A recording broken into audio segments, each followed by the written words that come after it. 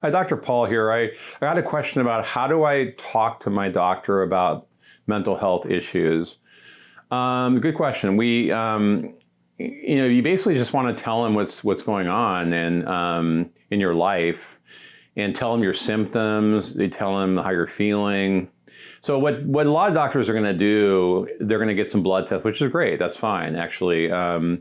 They might want to, if you say, I'm tired a lot, I'm down, I can't get, so maybe it's your thyroid, maybe you're anemic, maybe it's something like in the blood. So so sometimes just getting a blood panel done, looking at some basic tests, which I'll do sometimes also, and seeing if there's anything else we can find that might be causing it. And then if all those are normal, then we have to look at about neurochemically what's going on in the system. So a lot of times it really depends on your doctor.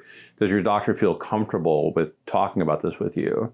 Does your doctor know what to do for this? Now, if the doctor says to you, well, I think I need to refer you to someone else because I don't really do that. So some family doctors, actually a lot of family doctors, don't feel very comfortable with treating these things. They might give you an SSRI like Lexapro or Zoloft, maybe, and that's sometimes all they'll do. They don't know how to switch. They don't know how to add. They don't know what to do after that first intervention. So, and if it's that simple where you get way better and that's all you need, great. But if you don't, if you get partly better but not in it unsatisfying results, then and if the doctor doesn't know what the next step is, it's time to move on. So hopefully, maybe to talk to your doctor about like who he or she would refer to, and maybe get a consultation with someone who does this more full time. I think with family doctors like myself, I think we get so into treating so many things, and this was me in the 90s too, when I was doing family medicine before I switched over.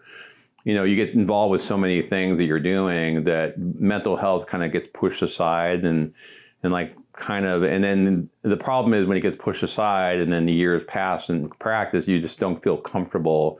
And then new medications come out and you don't really know what to do with them. And so I think a lot of times it just depends on the doctor, and it depends on if the primary care doctor, how comfortable they are. And if you can tell, or if the doctor even says, I don't know what to do here, or then you got to move on. Or if they're willing to work with you, great. But don't be satisfied with partial results. You really want to look for the best results. Are I feel back to myself again. I feel great. I don't have any anxiety anymore. I don't have any depression anymore. I feel wonderful. I mean, again, it's not always that easy. I mean, medication is not always 100%, but for the most part, it should get you way better. So maybe little bumps in the road, but nothing like this anymore. Just more little tiny. And that can happen with stressors of life. Stressors can affect people, and with all of us. So it's not always as simple as just meds, but meds are important. And again, it's a matter of going to a doctor who really understands them.